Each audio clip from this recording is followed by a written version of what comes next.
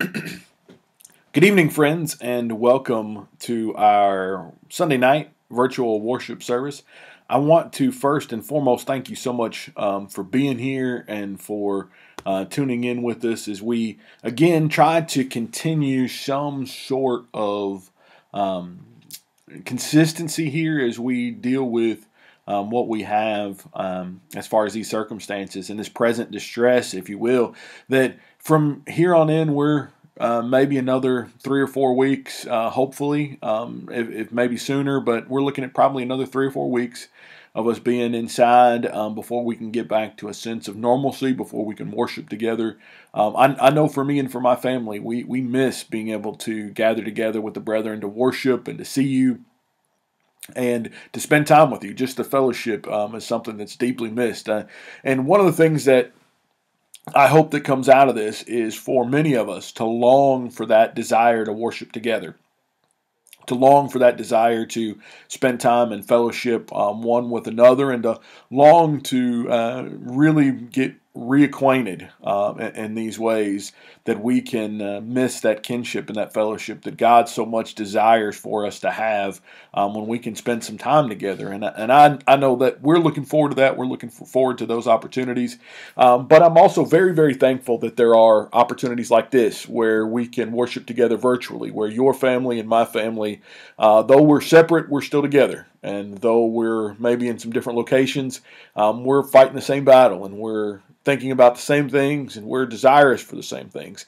One of the things that I want to clue you into here, my good friend Michael Ray and I are going to try to see if we can pull off a virtual Bible study here later on tonight. And what that's going to be is just essentially him and I bantering some back and forth, talking about how we take apart passages, how we look at background information, and how we put together both sermons and Bible classes. But really, it's in a study format. I've told you all many times from the pulpit that there's nothing special about what I do here as far as putting these lessons together. Really, what it boils down to is what I read this week, what makes sense to me, what hits home, and then I just turn around and want to give you those same thoughts.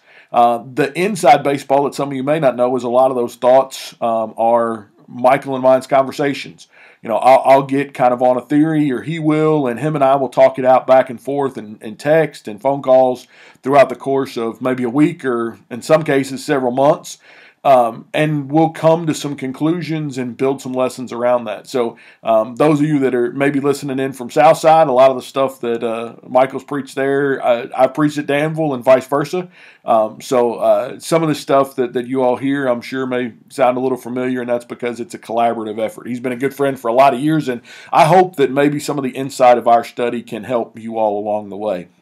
So outside introductions, let's talk about why we're here. If you'll open your Bibles, if you're following along with us, to Psalm 57. And Psalm 57 is one of these cave psalms from David. And David in these cave psalms, this is where he's being pursued by Saul. If you remember the story, remember Saul was the very first king of Israel. And as Saul became king of Israel, he was the king that everybody thinks should be a king, right? He was big and strong, and he looked the part. The problem was his heart wasn't there, and he was far more about himself than he was about the people, and was far more about himself than he was about serving God. So as he is removed from God, God's favor leaves away from Saul. His favor rests on David. And David, after killing Goliath, after being anointed by Samuel, David, as he's starting to kind of rise from power and rival Saul in fame, if you kind of remember the story that the people sang that Saul killed the thousands and David the 10,000s, if you can remember that part of it, as David started to rise to power and fame. And from that point on, Saul sought to kill him. And David fled from Saul, and David fled from him for a number of years and found himself from time to time in caves, hiding for his life. And if you've ever spent time inside a cave, if you've been down to Mammoth Caves or spent time in some other caves, you know the further you get in, it gets deep, it gets dark, and before too long, if you don't come back out to the light and you're spending time in there, your thoughts can take over. And sometimes you can get depressed, you can get worried, you can have anxiety. All those things can build out and start to come out of you. And I want, not that, please don't misunderstand me, I'm not comparing your home maybe to a cave. It's probably a lot nicer than a cave. But for some of us, I think we cry from caves from time to time. Maybe it's this present distress and this quarantine that makes you feel you got cabin fever and you got stress and anxiety from that. Maybe your cave is sickness and illness that you're crying out of. Maybe your cave is personal struggles within your marriage, within your family. Maybe it's about your job. Maybe it's about your finances. Maybe it's some sin you're struggling with. But from that cave, I want you to know that you can cry out the same way David did. Tonight, as we spend some time together, that's exactly what I want us to concentrate on. I want us to concentrate on how we can have this same cry from the cave, and how David's cry from this cave here in Psalm 57 can be our cry. And we're going to see how David found sustenance. David found, as he cried out to God, as he sought after God, David found the answer to his struggle, the answer to his problems, and a better footing than he had had before. So let's spend some time in Psalm 57. Psalm 57, let's start in the first couple of verses here. Be merciful to me, O God. Be merciful to me, for my soul trusts in you, and in the shadow of your wings I will make my refuge. Until these calamities have passed by, I will cry out to God Most High, to God who performs all things for me. Be exalted, O God, above the heavens. Let your glory be above all the earth. Now, the first two verses there are verses 1 and 2 of Psalm 57, and then we're going to skip down to verse 5. And I think you'll see some reasons for that as we move on. But what I want to do here in our time together is I want to, instead of skipping around to a bunch of different places, let's just spend some time breaking down what David did and how he cried out to God. So let's stay right here in the text for our time. First, I want you to understand that David exercised transforming faith. David said, my soul trusts in you. So no matter how dark it was, no matter what his anxiety, no matter what his fear, no matter what else he had going on, David's faith transformed his environment. You see, there are some today, friends, and maybe you've done this, that you walk more by sight than you do by faith. You know what I mean when I say that? You only can see what your eyes reveal to you. So if it's dark, it's dark. If it's raining, it's raining. If there's difficulty, it's difficulty. There is no seeing past and around that. But I want you to know that walking by faith and not walking by sight means that faith transforms your environment. Now, what does that mean? That means that it helps you and it enlightens you and it shines the spotlight on the things in your environment that aren't readily apparent. You see, David, although he was in a dark cave, he was protected. He was safe. He was in a place where Saul could not find him and could not harm him. He had peace. Now, he's in darkness, yes. He's fleeing for his life, yes. But that transforming the faith says that my soul trusts in you. God, you have given me this cave. You have led me to this cave, and you will protect me in this cave. See, that's transforming faith. That's the faith that allows me to look and to see more than what my eyes reveal to me. That's that transforming faith that, as we talked about a little bit last week in Finding Joy, that shows you joy in times of distress. That transforming faith that allows you, if you're in the cave of this quarantine, for example, it allows you to see that you have so many things to be blessed for. That you have a place to go, even if you're stuck there. You've got a place to go that is safe. You've got food and you've got family and you have some ways to escape this. Hopefully you've escaped this with your health and you haven't had this disease that's been going around. But if you have and you're recovering, there's things to find joy in that. You see, that's where transforming faith is. That's where, in Hebrews chapter 11 and verse 1, that faith is the substance of all things hoped for.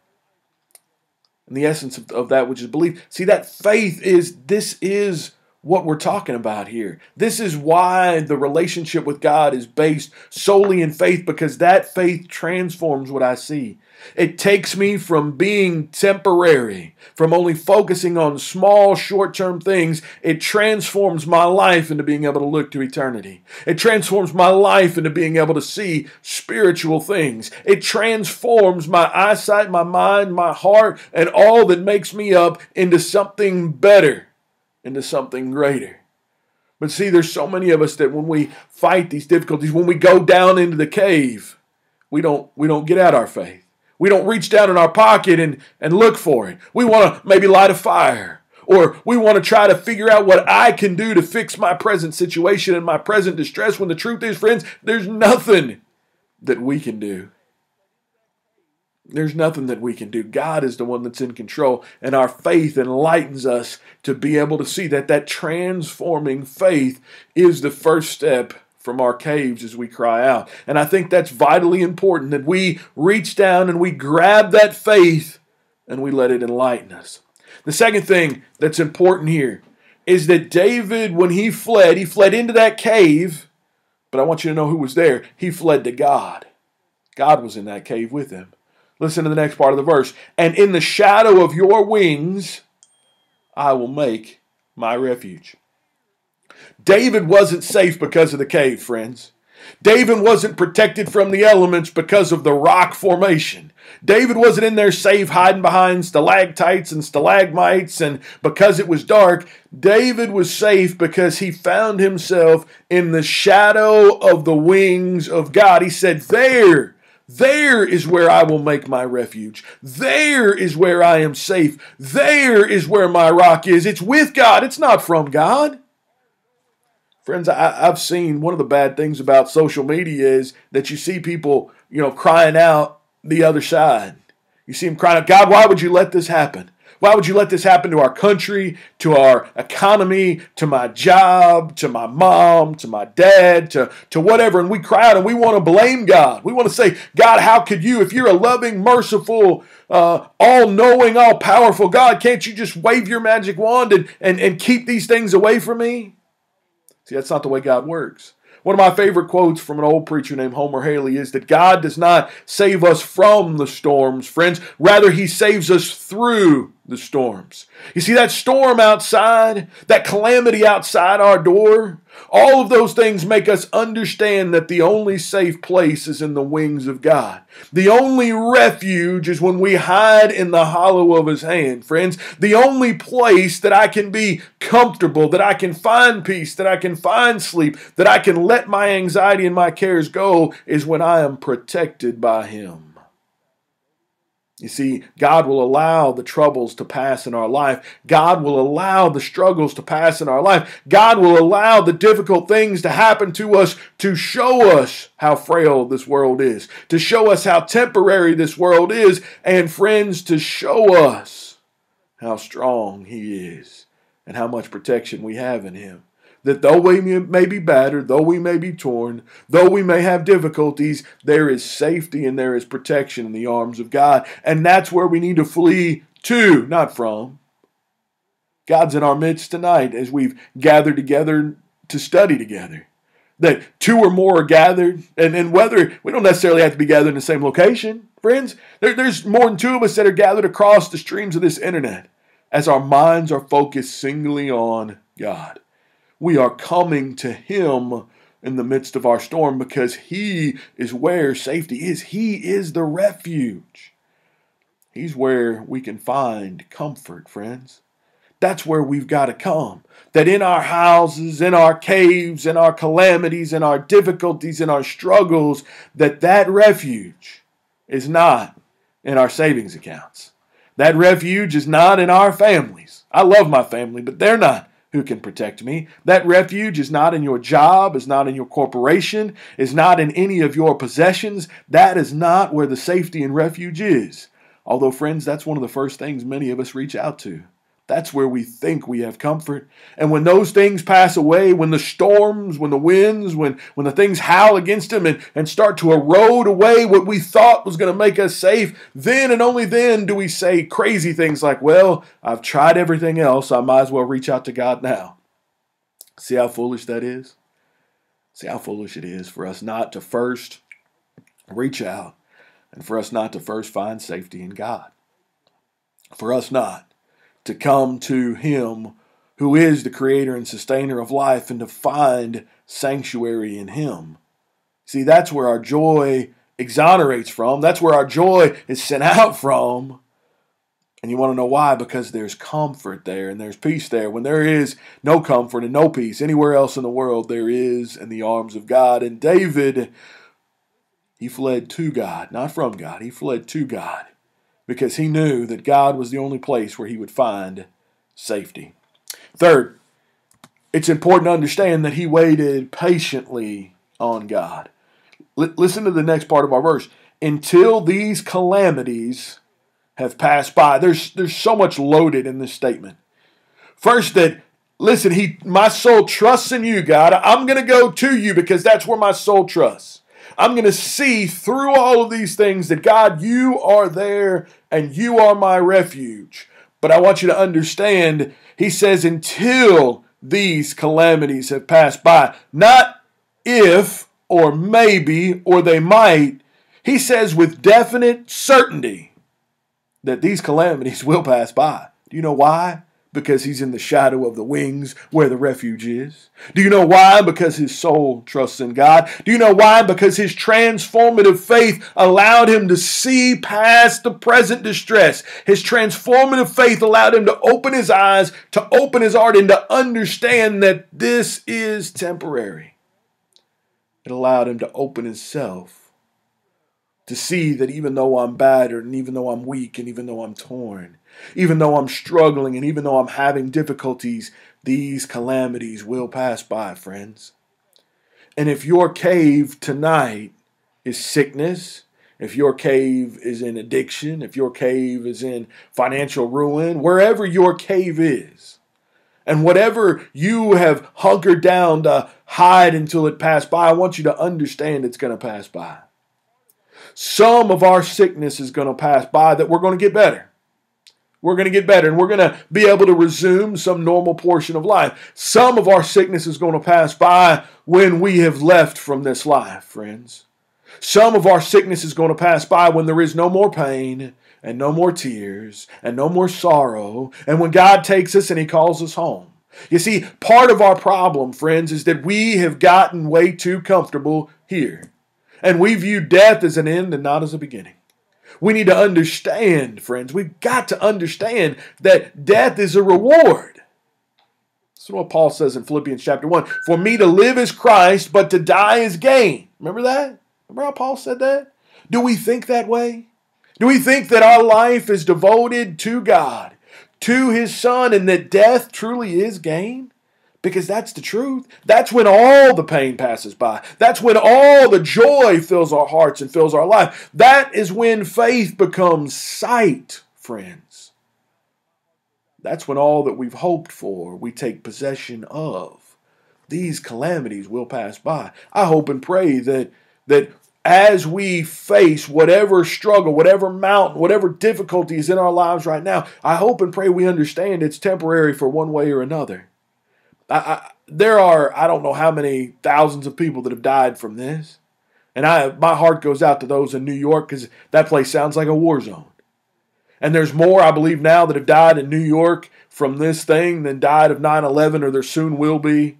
I think it's what the numbers I was reading back not too long ago this week. But those calamities are going to pass by. Either we will rebuild or God has already built a place for us. We understand that? The United States is not heaven. I'm going to say that again. The United States is not heaven. This is not the reward that we were promised.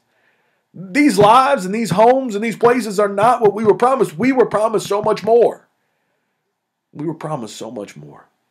And we need to understand that these calamities will pass by. Now, I'm not all gloom and doom. I don't know that this is what's going to be the downfall of modern civilization. I don't think this is going to be what kicks us off and takes us into a nuclear war, or this is the last straw and causes Jesus to come back. I don't know any of that for sure. But maybe it is. Maybe it is. Maybe it's not, though. Maybe this is just another difficulty. I'm sure that people that went through the Great Depression, I'm sure that there's many of those that thought, well, this is it. Jesus is going to come back here.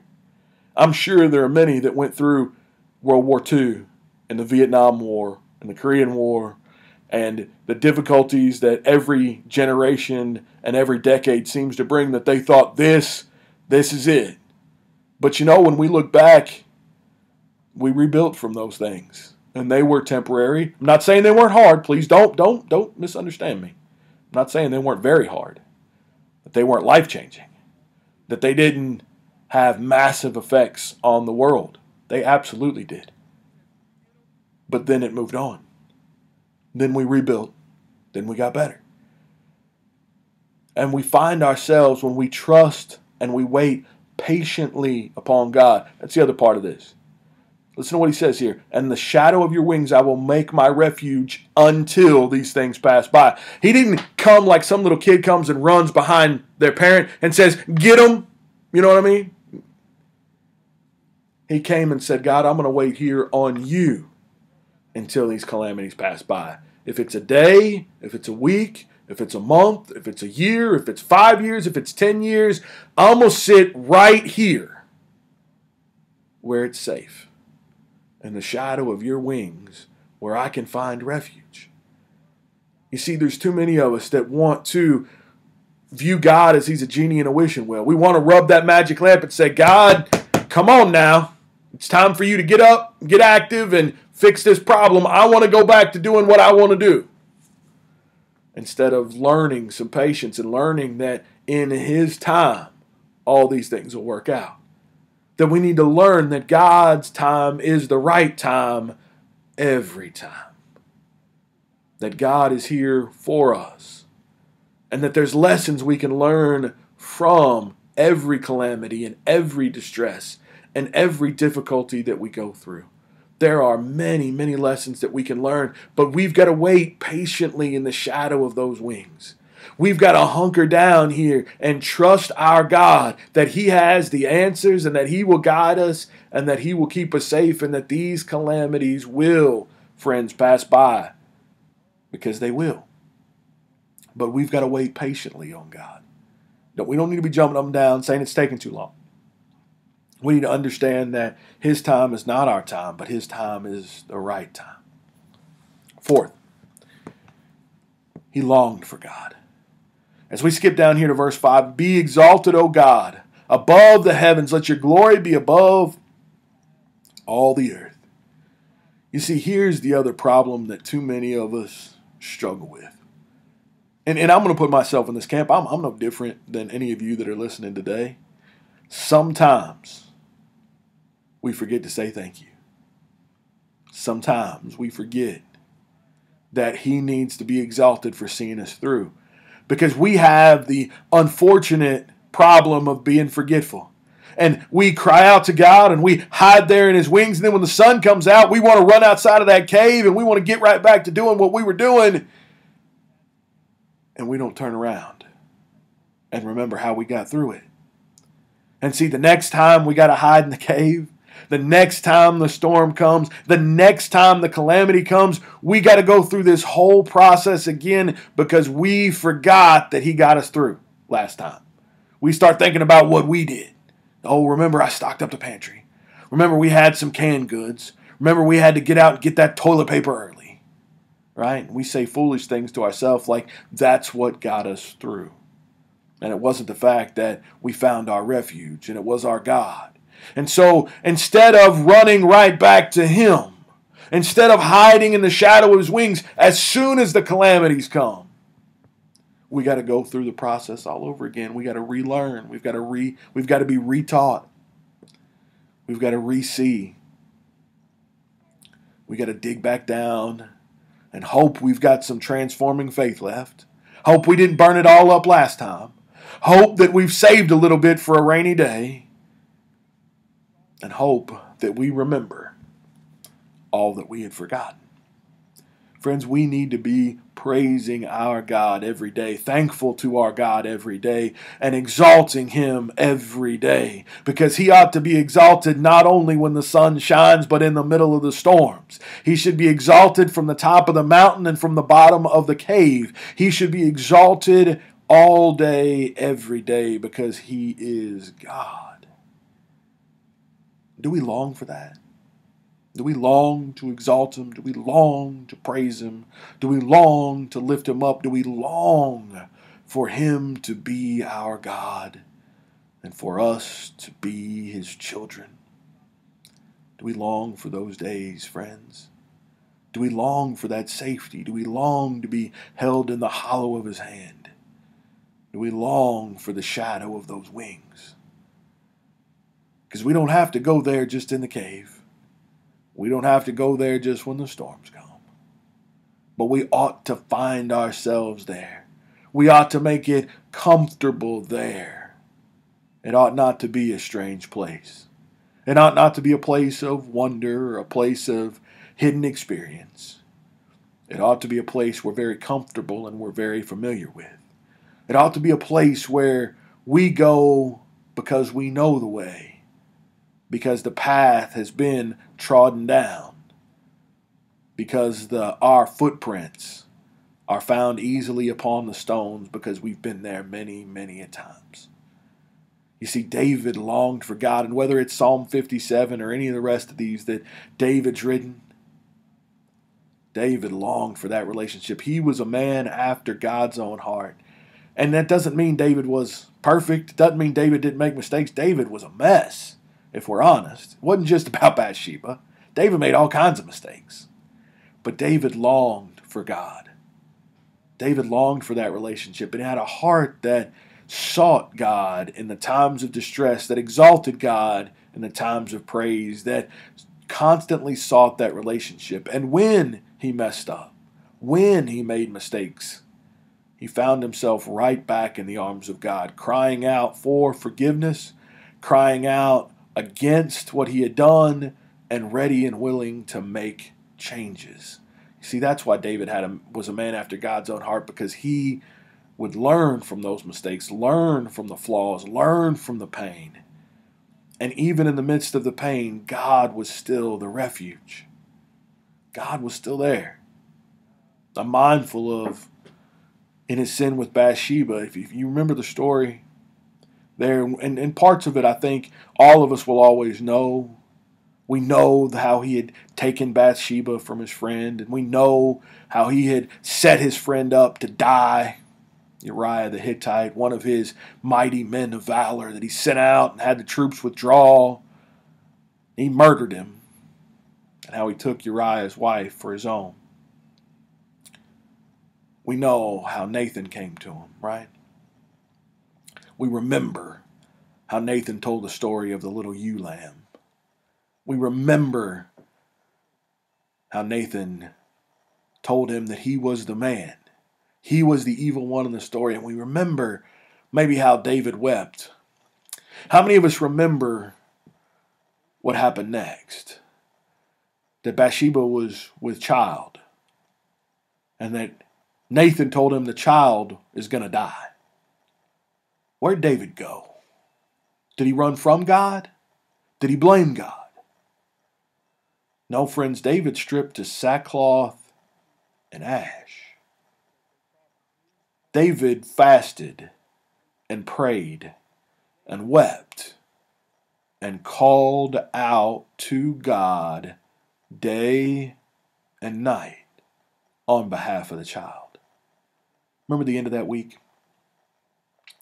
David overheard his servants who were speaking softly because they thought when news came of the child's death that David would harm himself, that David would want to hurt himself, that that's the state they thought he was in. But what did he do? He rose, he washed himself, he presented himself before God, and then he went in to sit and eat. And the servants came to him, remember, at the end of that, and they're kind of murmuring, and one of them finally has enough courage to say, David, help us here.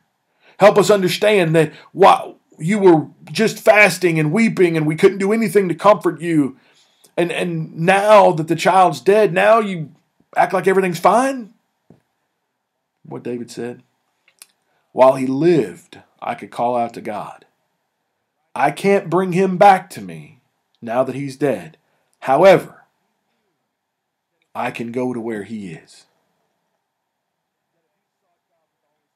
David knew that he was with God. That child that died was in those safe, comforting arms of God. The same God who years earlier, when he was in this cave, writing Psalm 57, was there for him. And he knew that if he made the changes in his life, that if he sought God with all his heart, at the end of his life, he could go and be with that child. And he could be with God. And he could be with all the loved ones that had gone on before him and all that would come after him. You see, David sought God even when he disappointed God. He knew that God was the answer and that God was the refuge and that the safety was in those wings. Even if the punishment came from God, and the punishment being that child's death, David still sought him there.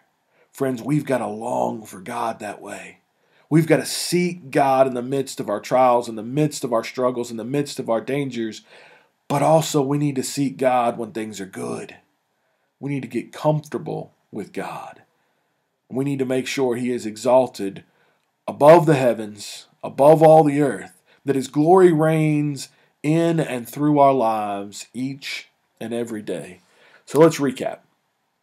As David cried from the cave, and as we find ourselves in our own lives crying out from the caves of our own distress and our own misery, first we need to remember that we have to exercise transforming faith.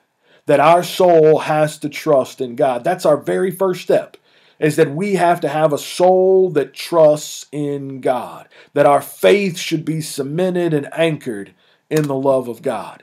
Secondly, we have to see God as our place to flee for refuge.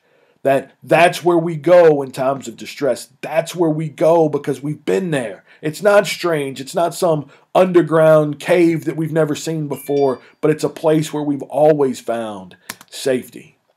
Third, we need to patiently wait on God's instruction. We need to wait until the calamities have passed by. God will see us through this, but it's on His timetable. It's not on our timetable.